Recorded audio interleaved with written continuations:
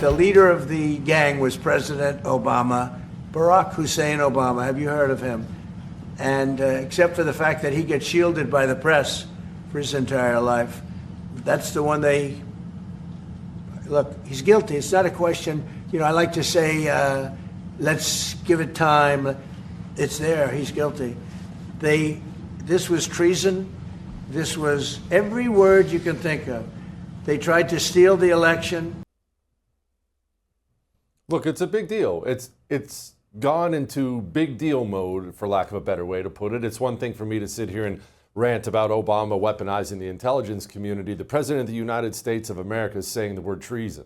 The DNI is dropping documents on the AG's desk and saying prosecute. Are we about to see some real punishment? I know someone who's probably quite happy with the current circumstances. The chairman of the House Judiciary Committee, Congressman Jim Jordan, joins me now. Congressman, what do we know now that we didn't know before? I know you've been on this stuff for quite a while. Well, is it just confirmation of everything we knew? Yeah, it is. It certainly is. And I do think when President Trump referenced President Obama, he was pointing to what I think is a key date, December 9th, 2016. So remember, they spied on his campaign. They tried to undermine his campaign. Never in American history have you had the intelligence community spy on one of the major political parties' presidential candidates' campaign. They did that. That didn't work. President Trump wins. And so now it's between Election Day and Inauguration Day, and they're figuring out what to do. They have this meeting on December 9th in the Oval Office. All the key players are there. Comey, Clapper, Brennan, McCabe, Lynch, you name it. The whole team is there.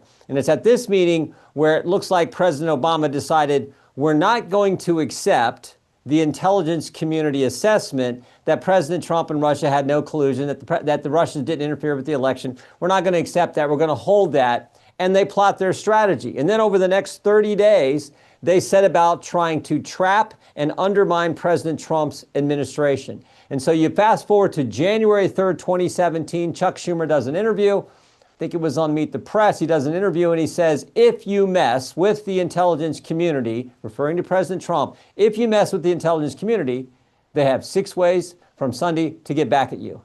And the first question is, why is the leader of the Democrat Party in the Senate saying something like that? Like, what the government's going to get back at the guy who's in charge of the government, the executive branch? But that's what he says. 3 days later, the plan that was, I think, hatched at that meeting on December 9th is carried out 3 days after Chuck Schumer makes his threat. Comey, Clapper, Brennan go to Trump Tower. They brief the president. President-elect Trump thinks this is the customary defensive briefing all incoming presidents are going to receive from the intelligence community. He has no idea they're setting him up or trying to set him up. And at that meeting, Comey tells the president about the dossier that the FBI had, the dossier that they knew was false. He tells President Trump about it because no one really covered it during the campaign. But now, if the FBI director is telling President Trump about it, well, Shazam, it must be important. And it's leaked to the press and the press runs with it. And off we go to Mueller and everything else. So this is where it all began. And it was an effort to undermine the elected president of the United States. And so Tulsi has done, I think, exactly the right thing. She's giving the documents that support that entire narrative, which I always believe is what happened. Congressman, can people actually go down for this? And I understand you are not Pam Bondi, you're not the AG, you don't have the power to do this. But right. You hear the same things I hear. People are tired of government people never going down for committing crimes. If you take your position as the head of the FBI, head of the CIA, and you choose to politic with that, just me speaking, in my mind, you should spend the rest of your life in prison. That's how bad that crime is, to take such a sacred organization and use it for the Democrat Party. That's just, it's evil on a whole new level. But I'm also not naive, and I don't want to sit and promise people Barack Obama's going to be in an orange jumpsuit. Who goes down? Anybody? Well, we'll find out. And again, that's going to be up to the Attorney General and the Justice Department. But I do think this is something that has to be pursued. We'll see what Pam decides to do. First, gather the evidence, do the investigation. I think you have a lot. That's why the Director of National Intelligence turned that information over to the Justice Department. I do think it's important for we as Republicans, we as people who love this country, the greatest country ever, not be vengeful, but also say, look, accountability is important.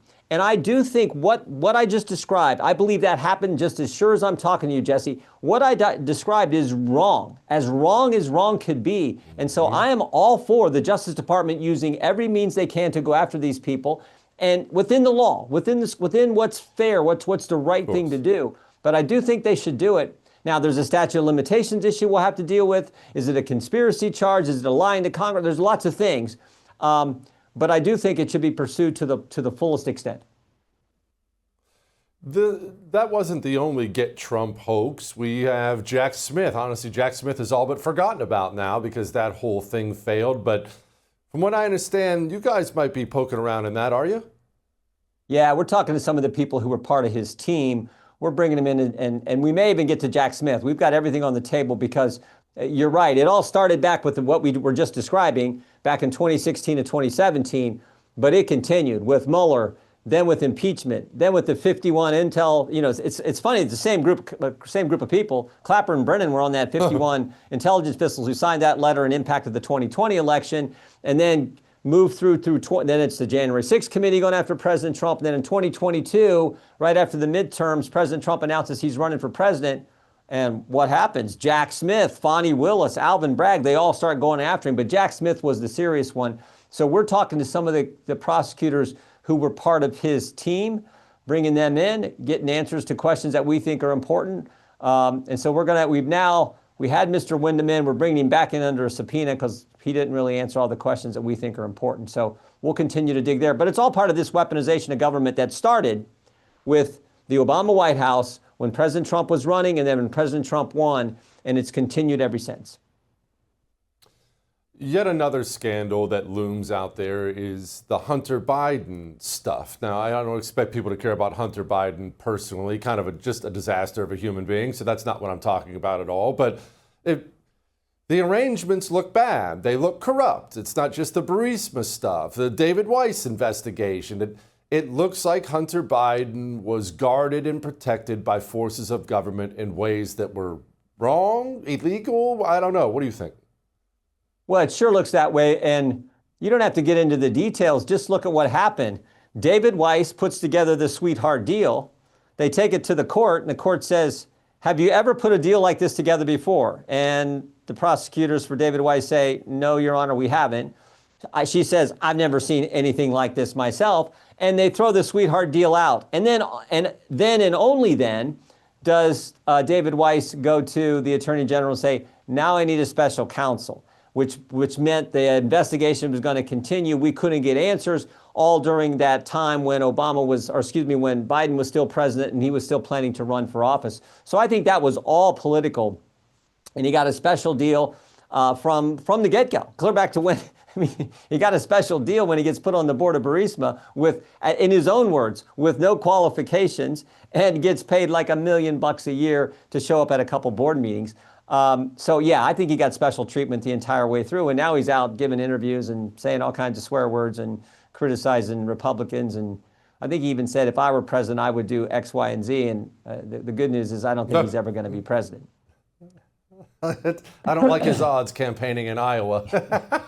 He did. I'm with you. As he's making the rounds, he is bringing up Joe Biden's decline, covering for that, complaining about Nancy Pelosi. But I know there are just too many scandals now. People only have so much outrage in the tank. But it is kind of a big deal that we didn't have a functional adult as president of the United States for 4 years, and the country was run by AutoPen.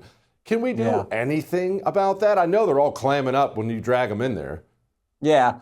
You keep investigating, but it seems to me, short of a whistleblower, short of someone in the government coming forward and saying, I saw this, here's what happened, I don't know that you're ever going to get the hard evidence, because they're going to assert privilege if they're key counselors to the president, or they can assert their privileges under the Constitution, the Fifth Amendment. So they're likely to do that. I think you're going to need a whistleblower, like we had with the Hunter Biden story. I mean, Ziegler, Mr. Shapley and Mr. Ziegler, who from the IRS who came forward, but for them, we probably don't know about any of this stuff with Hunter Biden. And they were right on target. None of their story ever changed, and it didn't change because they were telling the truth. So short of a whistleblower, I think it's tough. Excuse me. What about the FBI whistleblowers? Some whistleblowers have been made whole. Others are still waiting on that. I understand there are procedures that people have to go through. Where are we at on that? Marcus Allen has been, made whole is sort of subjective. He's got his back pay and everything else, but what they put him through, what they put Garrett O'Boyle through, and some of these other guys is just as wrong as it gets. Literally, Garrett O'Boyle was, I remember this story. He comes forward, talks about a number of those issues that we were dealing with, the Catholic memorandum, the targeting parents at school board meetings, and all the terrible things that were going on in the Biden DOJ. He comes forward, and he's been given this promotion and moved to this new office. They let him move his family across the country and then tell him, oh, by the way, you're on leave. You're not going to get paid. You're not going to be able to get your stuff that was in store. The way they treated this guy. But Marcus Allen was another one who came forward. He's actually been made whole as far as back pay goes. But it just a testament to the Chris Wray FBI, just how bad the leadership was at that time. It truly was. Congressman, thank you, sir. Come back soon. I would thank you for coming to my YouTube channel, but I know how brilliant it is, and I know you love it here. So subscribe and watch. We're going to start really ramping things up and putting some funny stuff, some interesting stuff out there, some collaborations. Either way, my YouTube channel is officially the place to be. So stick around.